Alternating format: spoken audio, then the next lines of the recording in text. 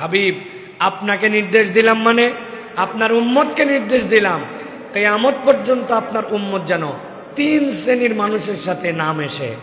কয় শ্রেণী? এদের সাথে যেন কোনো সম্পর্ক না রাখে। 1 নম্বর, মান আগফালনা কলবাহ, যেই মানুষেরা আল্লাহ রাব্বুল আলামিনের জিকির থেকে নিজেদের অন্তরকে দূরে সরায় ফেলছে, গাফেল বানায় ফেলছে। দুনিয়ার ঠাট বাট, টাকা পয়সা, চলাফেরা, জামা কাপড়, খাওয়া দাওয়া, বাড়ি ঘর খুব হেভি, কিন্তু আল্লাহর স্মরণের সাথে তাদের সম্পর্ক নাই, গাফেল বান্দা।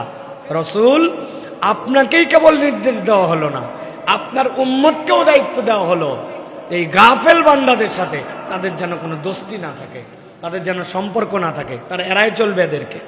এটা 1 নম্বর। 2 নম্বর, ওয়াত্তাবা হাওয়া, এক শ্রেণীর মানুষ আছে খেয়াল খুশি মতো জীবন চালায়, আল্লাহ পছন্দ জিন্দেগি না, নিজ পছন্দ জিন্দেগি।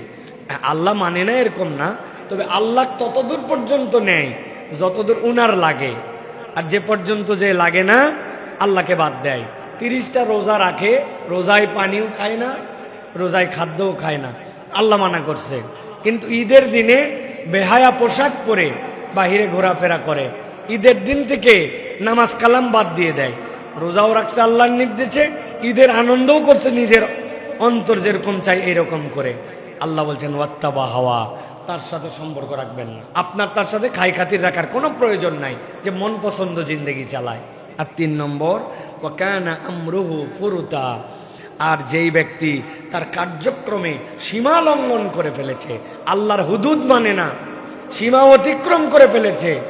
আল্লাহ তাকে একটা বাউন্ডারি দিয়েছিলেন, আল্লাহর বাউন্ডারির মধ্যে সে থাকে নাই, তার পয়সা দরকার, এখন সেটা সুদে নাকি সুদে না এই বিবেচনা করার সময় নাই, আল্লাহর সীমা অতিক্রম করে চলে গেছে সে।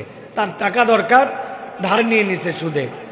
কামাই রোজগারের জন্য কিছু কথা বললে কামাই রোজগার বাড়বে, এই জন্য হালাল হারামের বিবেচনা করে নাই, হারাম ব্যবসায় নিমজ্জিত হয়েছে, মিথ্যা কথা বলতে শুরু করে, ধোঁকা দিতে, প্রতারণা করতে কোন রকম তার কুণ্ঠিত হয় না, সীমা লঙ্ঘনকারী।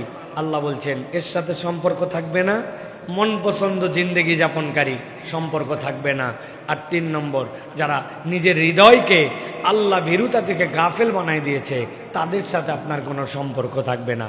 আল্লাহ রাব্বুল আমিন নবীকে এর আগেই বলে দিয়েছেন যে আপনার উম্মতকে এটাও বলে রাখেন, ওয়ালান তাজিদা মিন দুনিহি মুলতাহাদা, বান্দা তুমি কি মনে করো আল্লাহ ছাড়া তোমাকে কেউ আশ্রয় দিতে পারে? তুমি তোমার দুনিয়ার জিন্দেগির জন্য আল্লাহর আশ্রয়হীন হয়ে যেও না।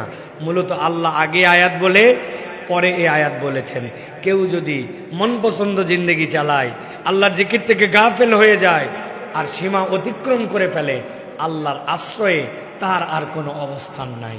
আর যে ব্যক্তির কিছু কম আছে, কিছু ল্যাকিংস আছে, কিন্তু তারপরেও সে আল্লাহ রাব্বুল আলামিনের সীমা অতিক্রম করে না, আল্লাহ বলছেন বাকিটা আমি দেখে নিব, আমি ছাড়া প্রকৃতার্থে আশ্রয়দাতা দুনিয়াতে কেউ নাই, ঠিক কিনা?